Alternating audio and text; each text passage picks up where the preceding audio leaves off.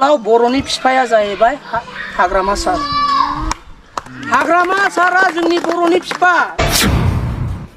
फेरेंगा बायदि न'बो थां सोरबा सासे माबा मोनसे बेहाय आंनि हिन्जावनो अमा मैयासो फानदों होननानै बियो बुङो रायहरो।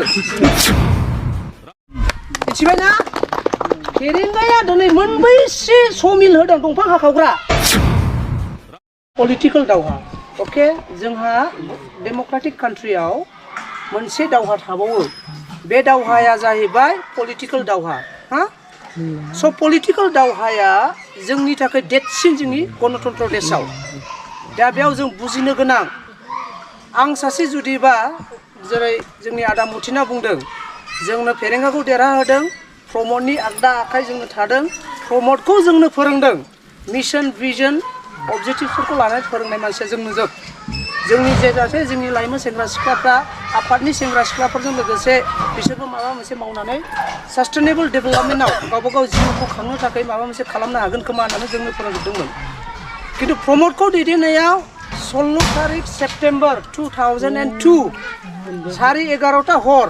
सांग्रांनि न'आव क'क्राझाराव ना सावरायग्रा आंखौ बुंहरबाय अ लिअ फै जों दिनै शिबजों लोगो लागोन होननानै। मानो होनबा सार बे आंनि सिनायथि सारनि थाखाय। दा आङो मानो थाखाय UPPL खौ गारनानै BPM आव फैदों मेन ओंथियानो बे जोंनि हारिखौ नाम्बार 1 फाननानै जानो थांगासिनो दं फानखाबाय बेनो जाहैबाय प्रमद बर'। डाइरेक्ट प्रमद बर'आ फानबाय। जों मानो थाखाय जिउ बावनो थांदोंमोन सासे MA कमप्लिट जानानै आंलाय मानो थाखाय आं आफादाव थांनांगौ गोनां फैदोंमोन मानोना जोंनाव लिडार गैलामोन जों दैदेननानै हारिखौ रैखाथि होलांनो नामा साननानै। आरो फंसे बाथ्रा जोंनि दैदेनगिरिया बुंदों बै समावनो जोंखौ असमियाफ्रा दिनै सिलाइजों भारतजों गादबनो हायाखिसै राव भाषायाव जोंखौ गादबनो हायाखिसै जोंनि कालचारखौ दंस' खालामनो हाला। दा बिसोरो मा सिस्टेमजों जोंखौ दंस' खालामगोन BTCआ जाहैबाय 2003 आव 10 फेब्रुवारियाव जेला आकर्ड जादों 40टा दफा लानानै बिसोरो क्लियार इमप्लिमेन्टेड खालामदों। बेयाव जोंहा 6 शिडिउल जिथु नोंने अनलि हिल्स हाजोनि ट्राइबेलफ्राल' मोनो जोंनि हारिखौ रैखाथि होनो थाखाय 6 शिडिउलाव बेखौ मोनसे आकर्ड खालामनो हादों। आरो बेजोंनो लोगोसे जोंनि भाषाखौ 8 माबायावहाय नोंने कनस्टिटिउसन अफ इन्डिया बेवहाय 8 शिडिउलाव सोनो हादों। अनलि दा बेनि जुनै जोंनि बर' हारिया इन द वर्ल्ड प्रिथिबियाव मिथिजादों। आरो जोंनि बर'आ ओरैनोबाबो मिथिजानायाव ओरैबायदियाव मिथिजादोंमोन national democratic front of Bodoland जिथु ओबामा ना प्रेसिडेन्ट ओबामा जोंनि USA जों मिथियो बिथाङा जेलानाखि मुस्लिमजों जोङो बाव एसे नारा नाथा जादोंमोन ना बे समाव जोंनि मावनायखौ नुनानै बिथाङा एसे सोंदों बे जाथिया सोर बेफा शक्तिशालि जेराव बिसिनि संख्यानो खम आं बेखौ लाबोनो हागोन नामा भारतनिफ्राय जे जायगायाव बिसोरो नोंनि मिडल इस्ट कान्ट्रि जेरावहाय बिसोरो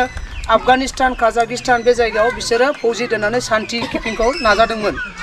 दा बेखौ जोंखौ नाजादोंमोन खिन्थु जोङो इलिगेल जोंथ' गावनि नाजानाय गावनि बिमाखौ सिबिनो थाखाय जोङो गावनि जिउखौ दाउन होनाय। स' बे समावनो जोंनि सासे दैदेनगिरिया आफादने जेरै DR नाब्ला साराबो आवगायनो बुंखादों जोंखौ असमिया जाथिया सासे मानसिनि जुनै जोंखौ बायसिगोन एबा जोंखौ फानसिगोन बेनो जाहैबाय प्रमद बर'। बेखौ स्ल' प्रसेसजों बिसोरो आस्थे लाइन लाबोखादों। मिथिबाय ना बियो RSS नि एजेन्टबो जानो हागौ एबा माबाबो जानो हागौ बेहा जुरिथ' दंखायोमोन। दा बेयाव जेला आन्दलन जायो रायजो राजाफोर नोंथांमोना प्रमद बर' सारा रेलवे जथेनो लाङोना लाङामोन थाखा फैसा नोंसोर हरोना हरामोन न' बड'लेण्ड न' रेस्ट डिभाइड आसाम 50-50 बे बाथ्राखौ बियो मोनसे जोंनिफ्राय बर'नि जिथु थैयाव दङ बेखौ गरम खालामनानै जोंखौ गासैखौबो बाहायोमोन। नाथाय बिनि मेन ओंथियानो जाहैबाय गावनि मुलाम्फानि थाखाय। मानि थाखाय गावनि मुलाम्फानि थाखाय थाखाया कालेक्ट खालामा लाङो गावनि बिल्डिंआ लुहैयो। खोनाबायना थाखाया कालेक्ट खालामा लाङो गावनि बिल्डिंआ लुहैयो। आरो बिसोर सलारनि सिस्टेमावबो फैसा खानोना खाङाखैमोन आबसुआ खानोना खाङाखैमोन 600-1200 लानानै थांजोबदों बिसोरो जोंबो बेयाव हरदोंमोन। बे थाखाखौबो बिथांमोना प्रमद बर'नो ज' हैबाय दिल्लीयाव रायलायहैनांगौ सुक्ति जासिगोन माबा जासिगोन होननानै खिन्थु बिनि पेपारा गावनि आखायाव थायो दिल्लीयाव सोरनो होनांगौ बेहा जेबो रोङा। स' दा बेबायदि बेहा आननलेजेबल लिडार अनलि बियो रायलायनोल' गोरों अनलि खुगावल' गोरों बियो खिन्थु खुनु रिटार्न भाबै बे रोङा बियो जुदि गोरोंमोनबा जोंनि जिथु दफा दाख्लि 2020आव 27 जानुवारियाव एग्रिमेन्ट जानाया जोंनि NDFE फोरखौ बिदि फानामोन बियो जोंनि NDFE नि MOU नाय इनार लाइन पारमिट दंमोन साख्रिनि खोथा दंमोन गासैबो हारिनि जौगाथायनि थाखाय जोंनि MOU आव दंमोन बर' रेजिमेन्ट थागौमोन गासैबो दंमोन जों बेखौ लानानै जों खुसि जादोंमोन जाबाय आरो जोंनि डिआर नाब्ला सार आरो जेसेबांनाखि जेलाव थानाय मानसिफ्रा गसिगोन होननानै जों खुसि जादोंमोन मानोना इन द पृथिबीयाव 1914 and 1929 फार्स्ट वर्ल्ड वारआ 1914 आव जादों 1929 आव सेकेन्ड वर्ल्ड वार जादों बेयाव अनेक ट्रिटि जादों एग्रिमेन्ट रावबो एग्रिमेन्टनि उनाव साजा मोना निमाहा मोनो मिथिबायना दिनै जोंनि NDFE आ इन्टारनेसनेलि मिथिजानाय हिसाबाव गिजानाय मानिजानाय हिसाबाव बिथांमोननि एग्रिमेन्टआबो बिदि जानांगौमोन नाथाय प्रमद बर'मोननि मा होनोमोनलाय इयो गुबुंले साननाय गोरलै मेलेमजों साननानै गावसोरनो हाखु दाखु खालामनायाव आसामिसफोरनि दैदेनजानायाव मेलेमजिबि आसामिसफोरनि दैदेनजानायाव बिथांमोना जोंखौ टटेलि फानबोदों आरो आखुखौ ओरैबायदि खालामबाय जेला जों पेपारखौ नायबाय आयै जों गाबखांनो ओंखारबाय बे समनिफ्रायनो जोंहा उफाय गैला ना जों ओरै नांफिननो हायो ना जों ओरै थायो जोङो माने दै गुदुङाव थाबाय दाना जोंहा जालाबो गोजोना लोंलाबो गोजोना जोंथ' UPPL आव थानाय जोंथ' देरहाहोनाय सेंसन स्किमथ' जों मोन्दों खामानिबोथ' मोन्दों थाखा फैसाबो गुलाब गुलाब खिन्थु जोंहा गोजोननाय गैया मानो होनबा सान्थि सुक्ति होन्दों नाथाय दिनै जोंनि बर' हारिया गोजोननाय गैया रायजोफोर बेखौ गोसोआव ला असान्थिसो जादों जोङो दिनै सारा बुंखादोंना हा हु गासैबो थांजोब्बाय 6 शेड्युलनि जिथु जोंनि पावार कमथा बेबो थांगासिनो दं नोंथांमोना जुदि फैसा 500 लायो हाजार लायो हेनटेन लायो बिसोरो स्लिपआव लिरनानै अननानै खेबसे UPPL आव भट होबावदो बेखौ लादो होननानै होगासिनो दङ प्रमाण दङ प्रुफ दंजोबो गासैबो मैया बिनिफ्राय थांनानै आं ओरै थांजोबफिननानै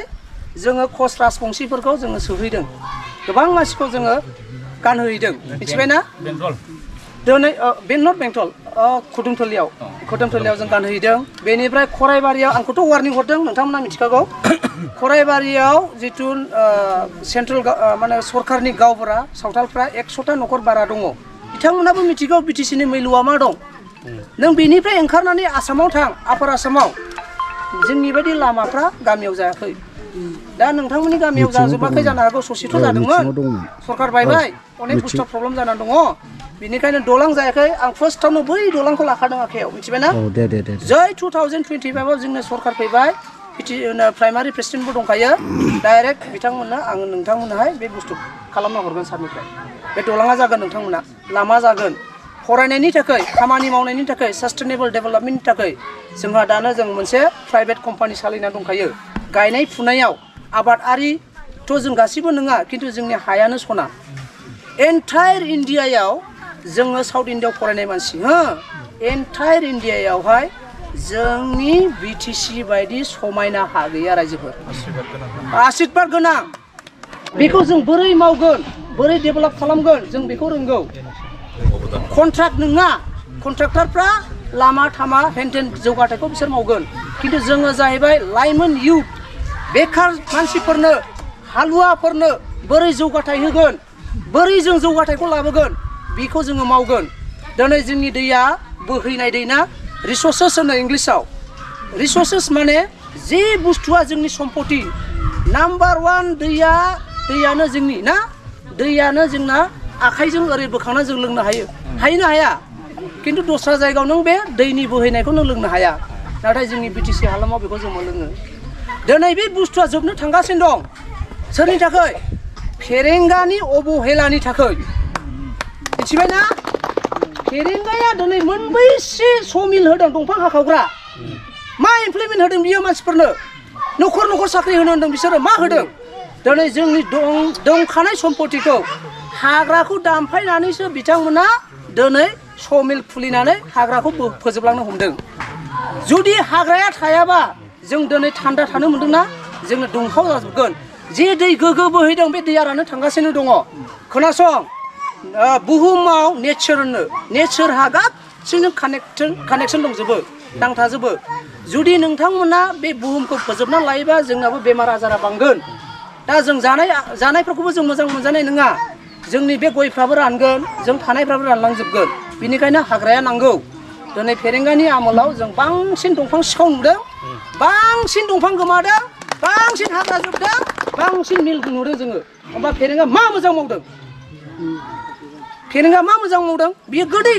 गिदिर बाथ्रा बुङो फेरेंगाया खिन्थु बिनि मोनसेबो बाथ्राया जेनुइन नङा जास्ट थगायजोबनायल' बियो मा दिनैहाय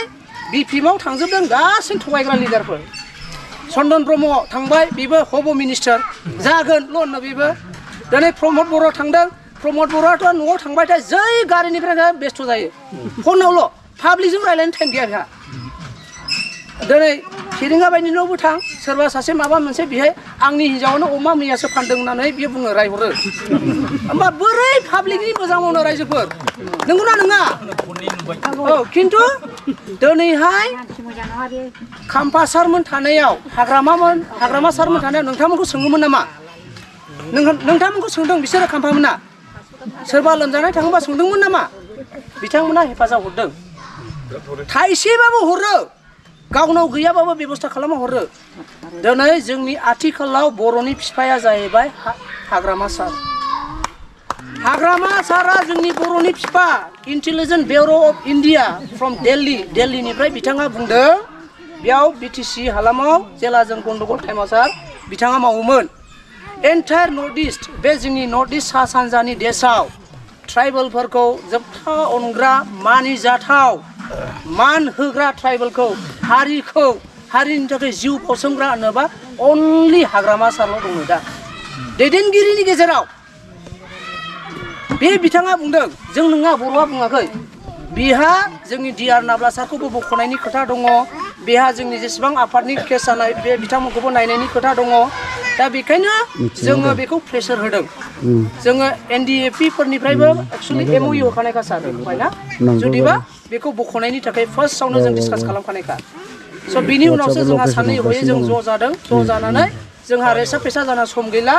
दा बेखौनो जोङो मावलांनांगौ दं जे सुबुंफोरनि जुनै दिनै जोङो थासारिखौ मोन्दों जे सुबुंफोरनि जुनै जोंनि बे हाफ्रा दस्रा जाथिनिफ्राय बायख'जादों बेनिखायनो नोंथांमोनाबो